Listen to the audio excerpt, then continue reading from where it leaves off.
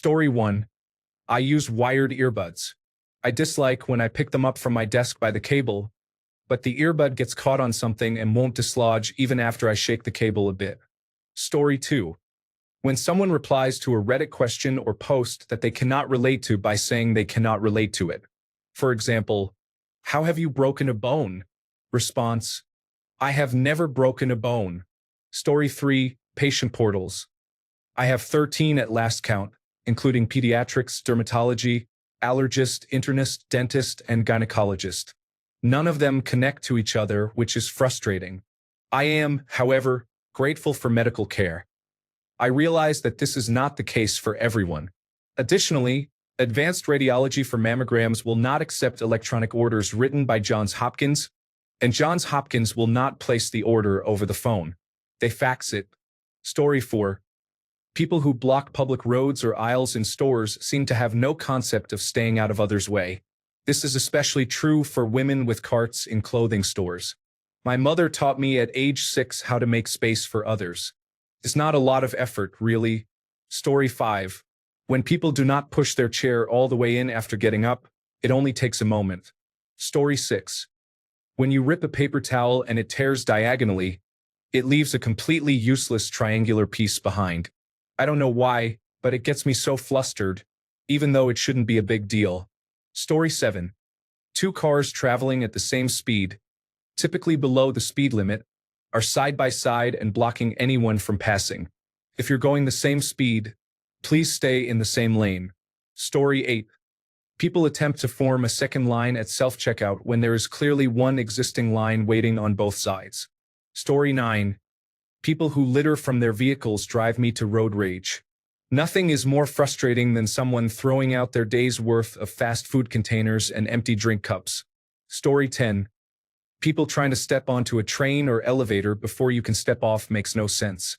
If you move out of the way and let me pass rather than pushing me, I can step off and create space for you. Story 11. People who leave product reviews that simply state, looks good, haven't tried it yet, or who complain about shipping or delivery services instead of the item itself are not providing useful feedback. Story 12. People who don't close drawers and cabinets after taking what they need should be more mindful. It only takes 2 seconds to close the drawer or cabinet after grabbing the item. Story 13. I sit next to a colleague at work who clears his throat and makes disruptive throat noises so often that you can't count to 10 between them. It drives me completely crazy. Story 14. When I can't close a screen or advertisement on my phone, I press the exit button, and when nothing happens several times in a row, I get extremely frustrated. I just want it to go away. I can't stand it. Story 15. Tardiness is unacceptable, especially if you don't contact the person waiting for you. A 5-minute delay is acceptable, but if you are an hour and a half late without calling or texting, I will certainly call you out on it. Story 16. Not using a turn signal can lead to accidents. A simple flick of the finger to signal a turn is not too much effort. It can lead to irrational anger rather than just annoyance. Story 17. When hearing news of an accident or something else making the news, 80 out of 100 comments are phrases like, I just drove down that road yesterday, or I live a few blocks away. Who cares? Story 18. People who reach the top or bottom of the escalator and do not immediately step aside. People who try to enter an elevator before allowing me to exit. Story 19.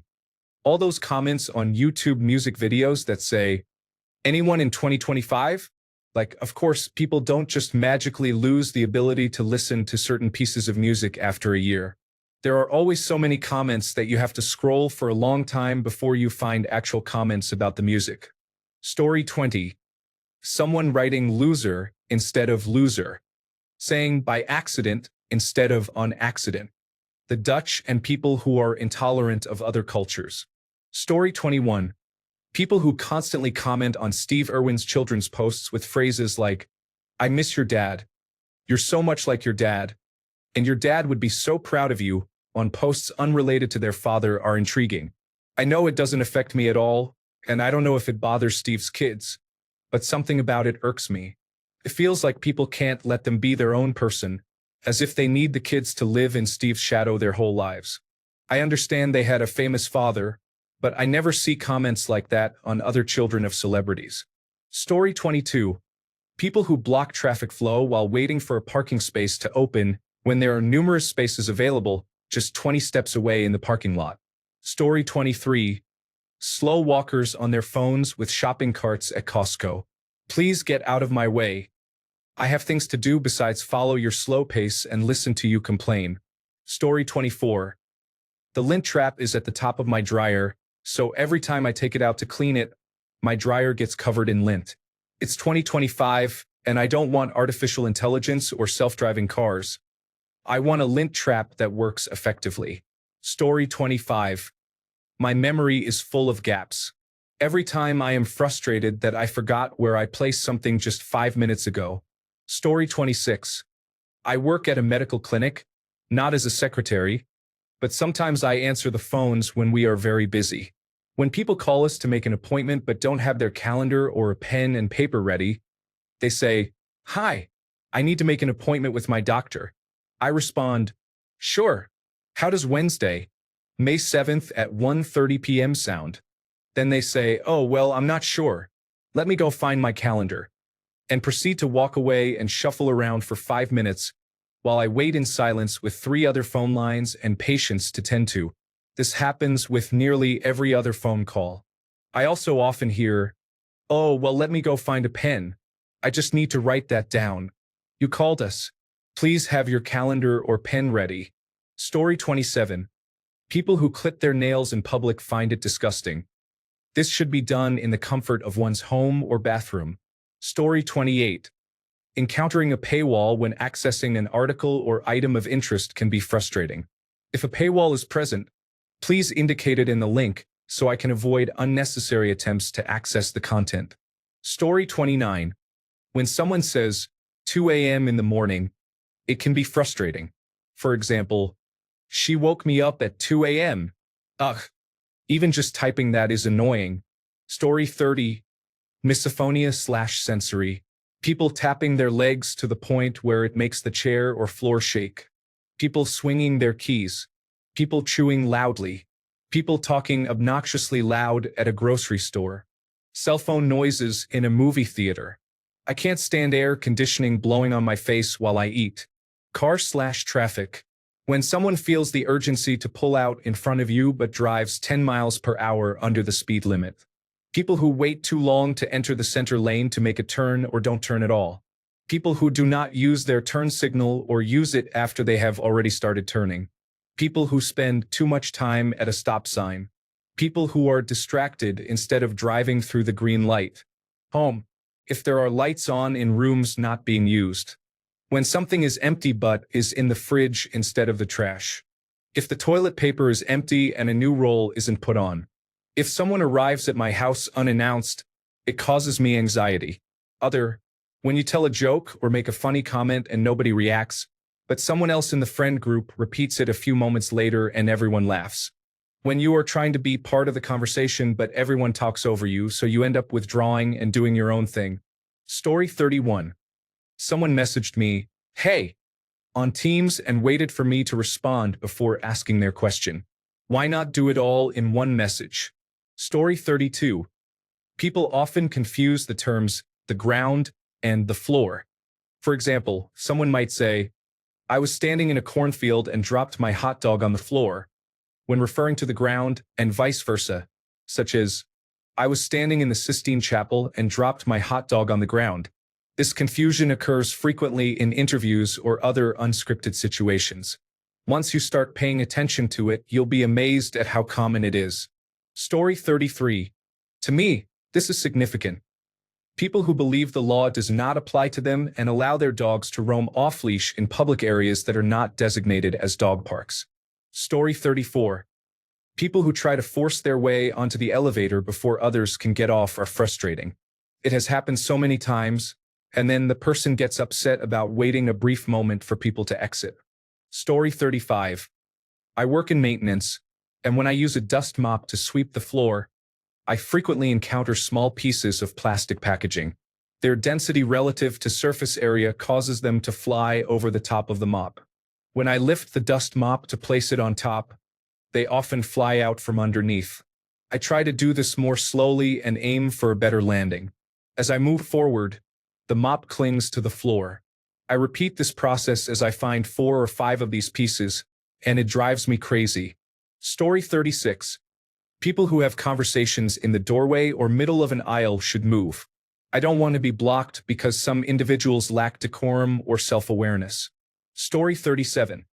Anyone who drives a large modern truck knows there is no reason for anyone to need an extra-large Ford that occupies half the road when parked. Additionally, there are many of these trucks with disability plaques, which seems strangely common. Story 38. Fortunate individuals who are ungrateful and complain often. Individuals who speak negatively about friends when they are not present. Story 39.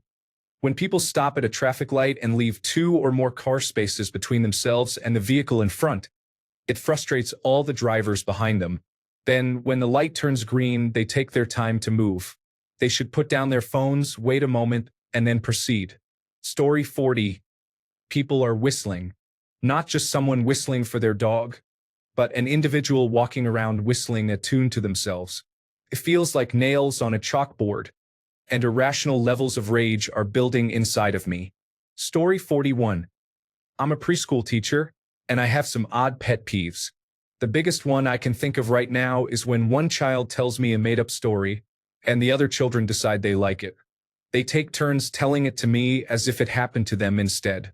Sometimes, 5 different children will try to tell me the same made-up story. It sounds silly, but it drives me crazy. Do they really think my memory is that bad? Story 42. Snide comments on my choices. I used wired headphones. You know you can get wireless, right? Really? Thanks, Susan. I had no idea. My vehicle still has a CD player. You know you can get Bluetooth, right? Really? Thanks, Susan. I had no idea. I use an iPod. You know you can stream music on your phone, right? Really? Thanks, Susan. I had no idea. Susan. Story 43.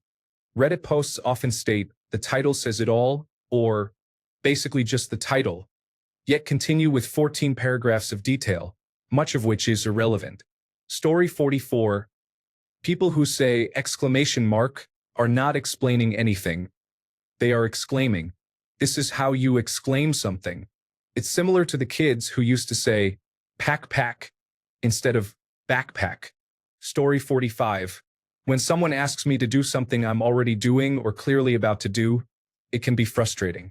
It's not necessarily malicious, but if they had taken a moment to observe, they would see that I'm already ahead of them. This undermines my ability to manage my tasks independently and proactively, which is ultimately beneficial to them. Otherwise, they wouldn't have made the request. It often feels condescending, as if they assume I wouldn't think to do this on my own. I'm clearly busy, so why are they asking me to do something at all? I find it quite disrespectful and somewhat arrogant, and I am always apologetic if I end up doing this to someone else. The anger I feel when it happens to me seems somewhat self-centered. It feels like a direct attack on my ego, although I rationally understand that the person asking me is likely preoccupied, which is why they might not realize they shouldn't be making that request. Story 46. When there are 2 sides in the cart return corral, one for small carts and one for full-size carts, and people place one on the wrong side, it is frustrating. Story 47. I feel frustrated when someone is in the kitchen while I want to prepare something. I live with my children and my husband, from whom I want a divorce. He is hesitant to move forward, and I refuse to engage in his cycle of covert abuse. While my husband's presence is the main issue, I also feel a flicker of irritation when my 18-year-old son is in the kitchen. I know this may seem irrational, but I consider myself a laid-back person, and I am uncertain why this situation bothers me so much. Story 48. When items get stuck on other items, such as when your shirt gets caught on the door handle, it can lead to intense frustration. Story 49. People who do not slow down for pedestrian crossings pose a serious risk. I witnessed 2 teenagers almost get hit by a speeding truck last week. Story 50. The crinkling of food bags, like chips or candy, triggers an irrational anger in me. Every time my coworker opens a bag of chips, I have to leave the office or I feel like I might punch my computer screen. Story 51. People are self-diagnosing attention deficit hyperactivity disorder and autism. There is an overuse of the phrase panic attack. Story 52. Slow walkers. I understand there's no reason to be annoyed at a person who is just trying to enjoy a leisurely stroll, but I have always been a fast walker, and it can be frustrating to slow down for others when I don't want to. Story 53. When people do not lift their feet while walking, especially in a store, the only sound is their shoes sliding and shuffling. Story 54. When I am walking on a path and a cyclist with the latest off-road, all-terrain bike rings their bell for me to move, so they don't have to go on the grass in case it gets dirty. It frustrates me. Story 55. People who try to finish your sentence often get it wrong, so you repeat it, and they finish it incorrectly once more. When you express your anger, they claim it just proves they are listening. Story 56. Older individuals in grocery store aisles often make it difficult for you to pass by and get what you need. Story 57. Rednecks who refer to their wives or girlfriends as old lady seem very disrespectful, and it just annoys me. Story 58. People in the fast lane, why are they not moving over? I thought it was obvious. I didn't mean when people are using the lane properly and actively passing others. Story 59. People are walking toward you, concentrating on a small rectangular device and not moving aside. Story 60. People who hum can be quite bothersome. I've noticed many older women doing it, including my mom. It drives me insane when she hums along to a song without knowing the melody. Sometimes I think about jumping out of the car. Story 61. When I turn on a podcast through the speakers while cooking alone in the kitchen, a family member often takes this as a cue to come in and talk to me, so I have to pause it. This happens several times a week. Story 62. People who leave their dogs in the yard and allow them to bark continuously are inconsiderate. I can hear it from the other side of the neighborhood. And you're telling me you have no idea it's happening? If you're going to ignore it, don't have a dog. Be a better neighbor. Story 63. People who don't put their grocery cart in the return area. How hard is that? The cart wrangler job is already challenging. Don't be so lazy unless you are disabled. Story 64. Other people eating affects me because I have misophonia, so it's really my issue, but I silently suffer. Even though everyone should feel free to eat around me, it's just hard. Story 65. People crack their fingers, or when you slow down to let a car through a narrow road and they do not thank you. Story 66. People try to talk to me when I'm on the phone. It's usually a coworker trying to be helpful, but I cannot process what they're saying, and it stresses me out. Another fully irrational one is when it's very windy. I get frustrated for no reason. It's just so overstimulating. Story 67. When the television volume is set to an odd number, I would prefer it to be on a multiple of 12, which is a very composite number. Story 68. People are gathered, waiting to exit or enter through one door of a double-door situation. I can't count how many times I've walked around people and simply opened the other door. It's astonishing. Story 69. Windshield washer fluid refers to the reservoirs in vehicles that show a low washer fluid light. You then purchase a jug from the gas station, but the reservoir holds less fluid than what is in the jug. This leaves you with an inch or two of leftover fluid in a large plastic bottle that you now have to manage. Story 70. Drivers typically obey traffic laws to avoid accidents on the roads. However, in a mall or larger parking lots, it can feel chaotic, with drivers often crossing parking lines and acting recklessly. There is a need for improved behavior in these areas. Story 71. When the faucet is too short, I keep hitting my hands against the back. There is plenty of room for a longer neck faucet. Story 72. People who take a year to go when the light turns green frustrate me. I have some traffic lights that take a long time to change near me, and the number of times I have had to wait for another light cycle because someone couldn't process a new color prevents me from having consistently good days. Story 73. Not using your turn signal is frustrating. It is right there next to your fingers and easy to use. Please use it. You are driving a heavy vehicle, and I cannot anticipate your actions. Story 74. Why do people consistently use then when they mean then? I understand being generally confused between the two, but mixing them up all the time suggests they know the words just in the wrong way. It drives me irrationally crazy. Story 75. People are repeatedly pressing crosswalk buttons. It will not make the light change faster. Pressing the button simply signals the light to allow pedestrian crossing time when it cycles. Story 76. The use of female in non-scientific contexts. Commercials play at a higher volume than the show. When people say library instead of library. Story 77. When every inconvenience seems to happen consecutively due to bad luck or timing, inner-city driving reflects this experience. The light finally turns green, but then I have to wait for a pedestrian. Next, I get cut off, followed by a bicyclist weaving through lanes. Then there is a slow driver, an illegally parked car forcing me to switch lanes, and construction ahead. Finally, there's extra traffic from a nearby ball game. Story 78. People, even family members, who play loud music on their phones around others or watch loud videos on social media are inconsiderate. Headphones are a solution, and wireless options like AirPods are comfortable and discreet. No one wants to hear your loud music or videos. Story 79.